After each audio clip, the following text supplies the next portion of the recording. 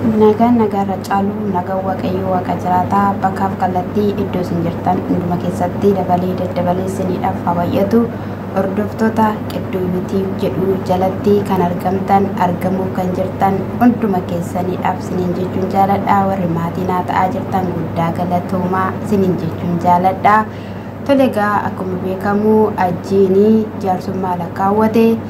Jaarsummaa yeroo lakkaawwatutti caaltuun adame na bilbilaa ture samoona darbisi mana jiruun jedheeni har'a garuu manatti na heegi naan jedhee hajjiinisi na biraa jira naan jedhee jette jechuudha. Yeroo kanatti yeroo inni dhufutti kaameraa keeyyattee heeddee jechuudha. Maaliya caaltuu maalidhaa fi nama kanaa fi araaraa hin goone namni kunuu miila jalatti si kufee ifama si gaafachaa jira ootii kaleessaa waan baay'ee waliin hin dabarsineedhaayi.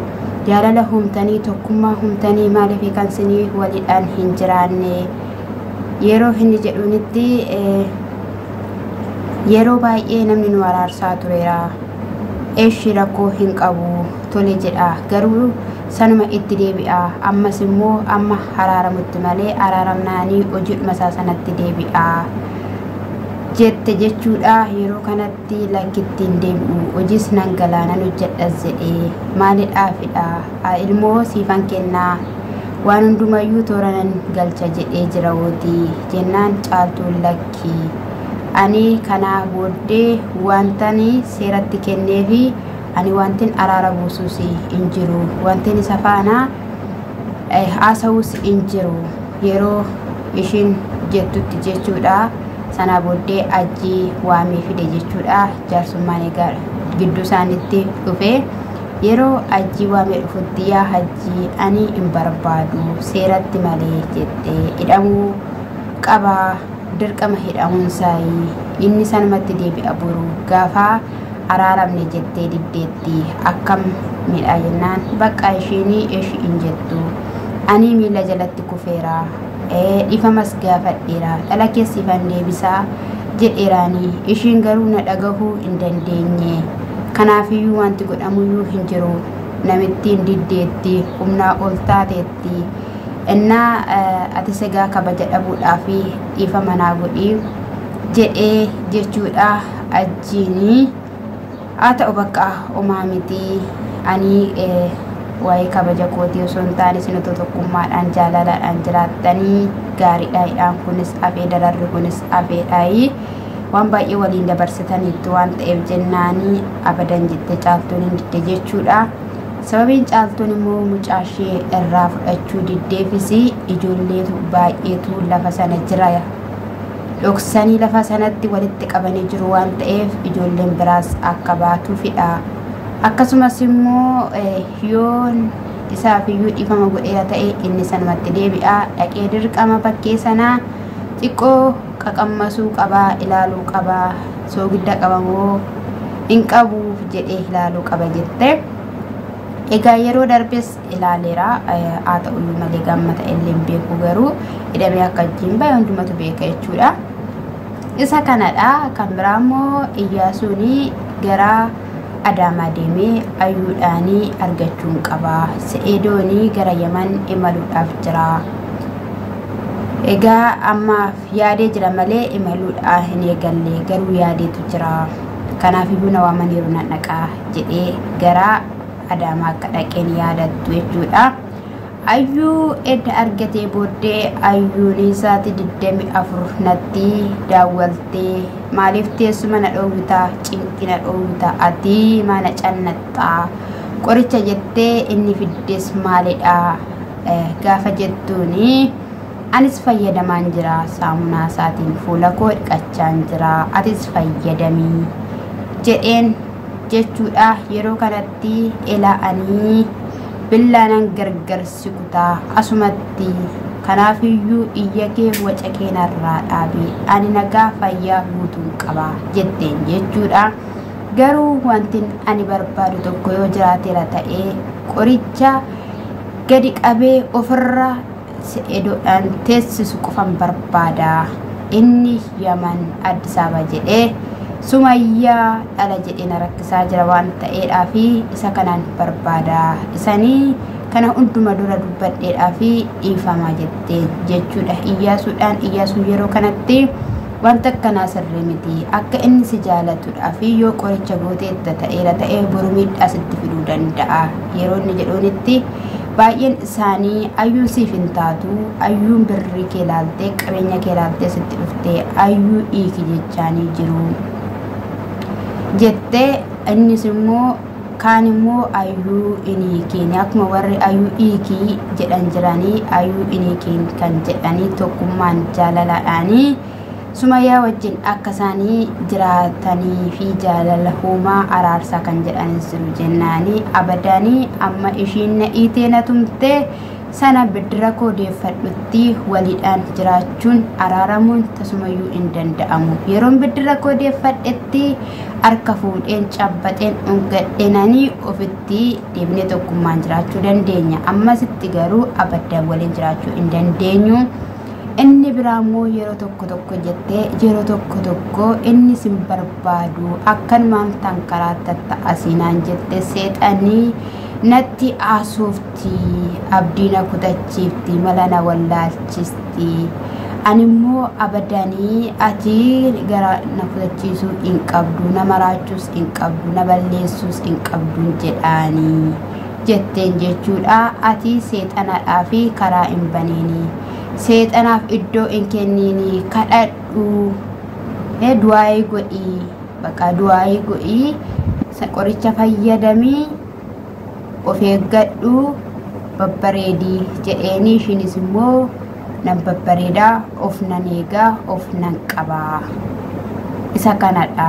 jennaan ani nagaa hin qabaa jennaan nagaa kee qofan barbaada ammayyuuti jedheen jechuudha. Iyyaasuun amma mataan na dhukkubaa cannaqamaan jira waan ta'eef nan deema. Egaa achumatti gattee deemte jechuudha. Haa ta'uyyuu malee ayyuu keessummaa biyya fagoodha magaalaa Finfinnee gara kee dhufee jechuudha. Achumatti gatanii deemu buna danfisanii fi haasawaniitiif seeraan gaggeessu malee siin jechuun jaaladha. Asumaan Iyyaasuudhaaf dhaamsaa ani dhaamu yeroo darbee ofiishiidhaaf of ajjeesuudhaaf jettee garuu immoo sarratanya waan mana keessaa qabduuf sababi sanaadhaan oolte jedhamtee jirte jechuudha. Atis illee na ajjeesuudhaaf fedha labattee Iyyaasuu fida jechaa turte jette. Amma isa osoo hin taane akka wanticha sirraan kunne kana dura makashkashaa bunattiin akaanii tiinsi dhooftee ilkaan sirraa cabsitee amma ammoo wanticha sirraa kuttee akka salphifne siin jedha irraa osoo fagaattee baay'ee gaariidha. Isa biraan immoo jechuudha xiqqoo ishii rakkina qabaachuu hin dhabdu fakkaata dhugaa dubbachuudhaaf akkuma ishiin jettee seexanni natti haasofte jettee jechuudha. Kana gaa'ee irratti qara'uun dirqama ta'anatti fakkaate sinin jedha.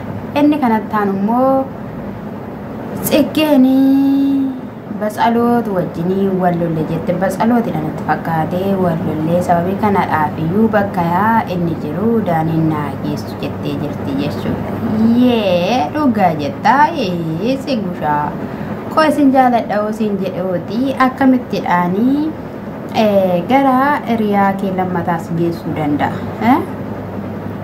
Atama wajji hojjechaa jirta namni si amma kana sini gowwooma dhugaadhuma itti fakkaatu taanaan baay'ee ulfaataa sini warra hin danda'amnedha jechuudha. Haa ta'uyyuu malee nageessi jetteeni inni dhufee gammadaa kokkolfaa yeroo dhufutti akkamittiidhaan dura loltaa akkamittiin haadha gammaddee maaltu sitti tole jennaan baqqaayii gammachiisuun qabaa yeroo hundumayyuu aarsuun qabu jedheeni sanaa booddee fuudhee kootu singeessaa bakka inni itti arrafatee beekaa jedhe jechuudha. Yeroo kanatti hoteela fuudhee geessee hoteela meena fidaa jirta eessa na geessaa jirta gaafa ishiin jettuuni asidha kan inni arrafatee gaafa inni jedhuun ishiin na sodaachisaa jira ittee maa sodaattaa maamina gaafa inni jedhuun eshi banikaa minaaminaan koo ka'e gaafa jettuun ciggisaanii ol seensisee yeroo kana algaatu jira jechuudha.